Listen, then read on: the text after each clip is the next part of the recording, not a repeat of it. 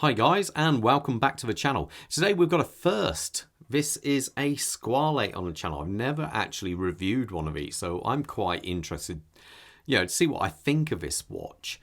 It's one of those brands, I know it's got a firm fan base, but unfortunately I've never been able to get my hands on one apart from at shows. And to be fair, I quite like this model. It's one of those brands which haven't been around for hundreds of years, but they were originally formed in the late 50s and they've always been about dive watches. I believe this model, the 1521, I think it first came out in the 70s, which is also the time when the Italian Navy started using Squale watches, as well as some of their paratroop division. And it was only back, I think it was about 5 years ago or 6 years ago, that the actual Italian police force diver units also use these watches now. So that's quite cool, actually. But before I get too far into review, I've got to say a massive thank you to the team over at First Class Watches of Kenilworth. What can I say, apart from they've got an absolute obscene amount of watches on their actual premises. Over 5,000 in stock with over 130, I think it's 115 different brands also. I'll leave a link in the description below and on the page now. All I ask is if you do contact them, please mention the channels. It really would help. So anyway, let's talk sizes. I'm reading 41.7mm for this. I never do say it's 42. The thickness of the watch is 12.5. The lug to lug is 48.5, but notice that big curve on there, so it does sit nice and snug on the wrist. The strap size on this is 20mm. Now, the dial, it has this beautiful sunburst effect on there. So as you can see, the way the light just starts coming off there, you can see the lines radiating out from the center. I think it looks really, really good. I like these applied hour markers on here. It's full of lume, as to is the bezel and hands. It's a really decent lume on this, I can honestly say. But I also like the way they're polished. The outside of these, how you get the reflection of the second hands, it travels over them. I think it really is. They've done quite a really nice, tidy job on this. There's a bit of writing down here, obviously 500 meters, this being a chronometer spec model, but you do have that also mentioned in there. Now, I like the fact their logo looks quite cool. You do have this off to the side. I don't know if that would look better underneath, maybe, possibly, but yeah, that's everyone's different on those ones.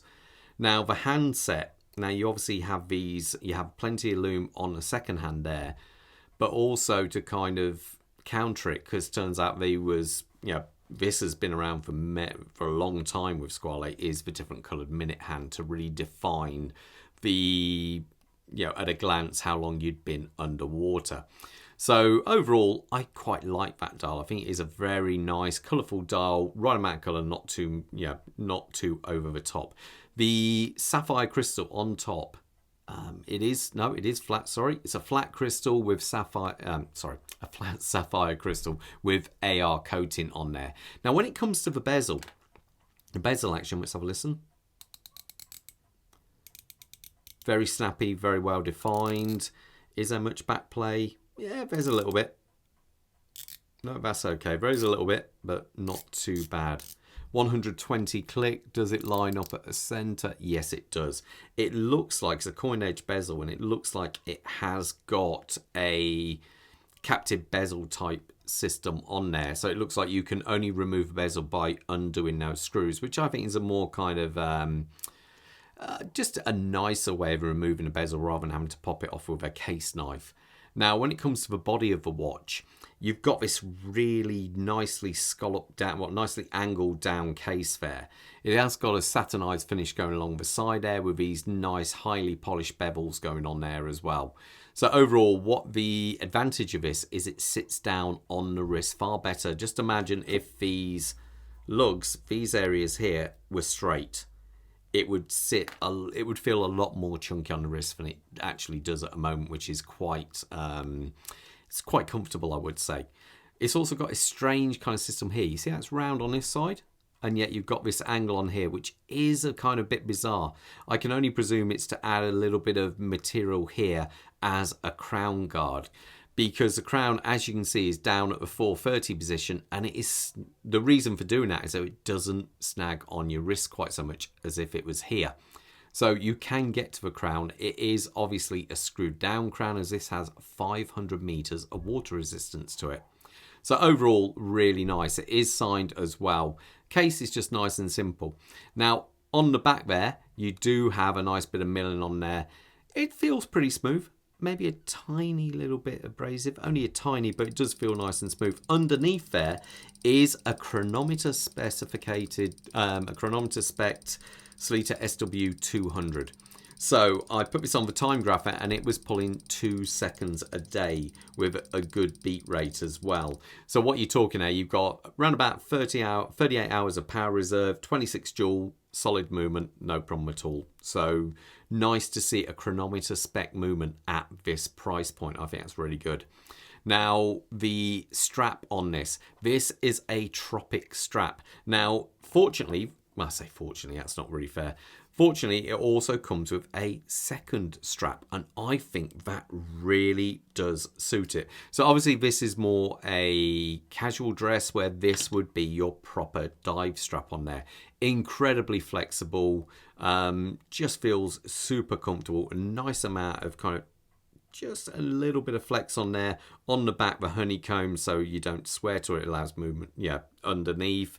It is actually really quite nice. Now, on the back here, you do have this, I would say, rather large book. I'm not quite sure about that one. It is quite large, and 2 floating keepers. Now, I must say, the box this comes in is quite a cool, very rugged kind of style box. I quite like it. It's a bit kind of more utilitarian than the average kind of paper or cardboard box you tend to get with other watches. But anyway, let me put this on my wrist and you've got an idea how it looks. Quick wrist check. I'm wearing a Zin 104 on a fine link bracelet, and Bob has another one, another Squale on there. That is the brass version, which I think is very cool as well.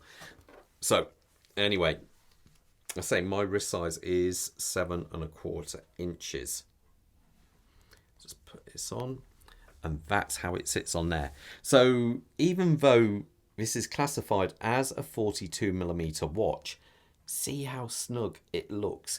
It doesn't look too big. The lugs look smaller than what they are, I think, due to that curve they have on there, the way they bend down.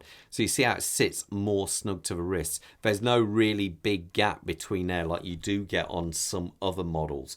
But overall, I think it looks really cool. I like the way it plays with the light. It's definitely got a kind of fun look to that dial. Anyway, guys, I'm going to leave you to it. But most importantly, stay safe out there. Bye.